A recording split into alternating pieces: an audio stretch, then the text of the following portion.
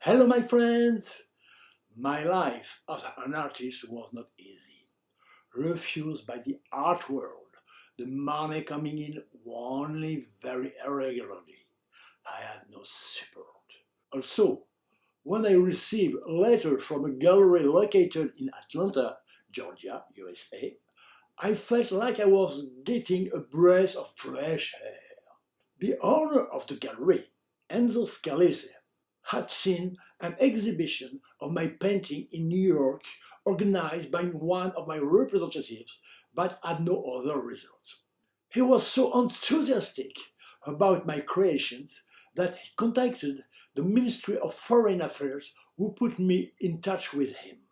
We began a new kind of letter writing relationship with audio cassettes. He told me that I was a genius and that I should move to Atlanta. It sustained me to know that at least one person appreciated my art at its true value. And still, he did not know my electronic paintings animated by music. Over the course of this exchange, he told me that he had moved to New Orleans and that he was ready to welcome me. After Brazil, why not the United States? And I decided to go and try my luck. I took a plane ticket with the return 2 months later. The experience had shown me that 1 month was not enough to realize the interest of staying there. Enzo greeted me very warmly, but told me that business was not going as he wanted. He had closed the gallery. So I had come from nothing. And on top of that, I had to stay for 2 months as a tourist. Against good fortune, I visited New Orleans, where I felt, as I passed black people on the street, that racial segregation was still strong.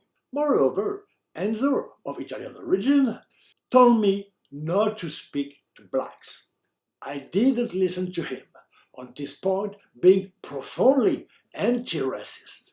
And one day, while eating in a McDonald's, I was going to sit next to a tall black boy who was a former professional footballer, who had traveled to Europe and who was more open than his fellow citizens with whom I was friends. Enzo lived in a pretty house on a very green avenue with wide lawns on the other side of the Mississippi. As it annoyed him that I stayed home to draw and that, moreover, his relations with his young wife were no longer in good shape, he asked one of his rich friends to lend me his bachelor pad located in the middle of the French Quarter. I had undertaken a series of drawings that I call the spirit of the nations. I felt like a force that brought me this inspiration. I painted them after my return to Paris, but I never presented them. I felt lonely and a bit bored because New Orleans was very provincial, and apart from jazz, there wasn't much else that interested me, and even if the gallery had continued successfully, I wouldn't have wanted to settle there. In the evening, however, I like to wander Bourbon Street. On each side of the street, for 400 meters, there were bars open to the street with all kinds of quality music that you could listen to without even going to consume. It was a very touristy place, but going a little further, there was a very cheap modern jazz club with exceptional musicians. I had met a young Vietnamese girl who was not very pretty, who was happy to be able to speak French and whom I saw a few times.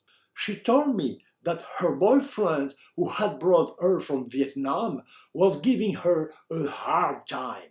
I gave her my phone number, and one day I received a call from her boyfriend. He told me, in a calm but very threatening tone, that if I continued to see her when there was nothing going on between us, I'd break your fingers. I was in a cold sweat because this town was so threatening. It must be said that this city was very dangerous, and I heard several times gunshots in the distance. I heard that it was the city with the most murders in the USA. Maybe it was because of the stormy weather. Stormy weather, as the famous jazz champ says. Moreover, in the dresser drawer by the bed, there was a huge gold piton. That's to say the atmosphere.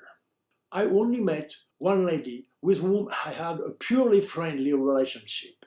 Heidi was a very refined German woman, settled in Fort Lauderdale and came to spend a few days of vacation.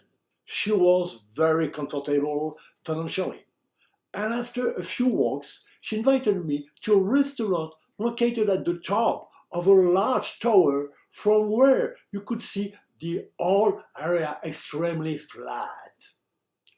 To get there, it was necessary to take a transparent elevator located outside. For a long time, I had nightmares where I saw myself in this elevator that was swinging off the facade. One of the charms of New Orleans is its tramway, made famous by the play and then the film with Marlon Brando, A Tramway Named Desire. I took it several times. It was lovely to be tossed around in that beautiful old wooden crate in the middle of a well-kept lawn, with car driving on either side, then big lawns, and finally houses that remind me of the movie Gone with the Wind. Superb. Except that we could see behind the old slave houses. I went not very far in a luxuriant park with a small river, tables made of large pieces of wood, and red squirrels coming to the table to beg for crumbs. On the other side of the river, there was a free golf course. Only canes were rented. So I tried my hand at this activity, which I found quite good, as long as I had nothing else more interesting to do. My relationship with Enzo deteriorated, and he introduced me to one of his friends of Italian origin like him, Saul. He was a professional musician, played the guitar, and sang with a voice reminiscent of Luis Prima, who played the trumpet and had died shortly before. We immediately became friends, and I accompanied him several times to see his friends or listen to him play. We went at the edge of a large lake where there were many houses on stilts, giving a feeling of lightness. That of his boyfriend, who was also a musician, looked like a very nice A.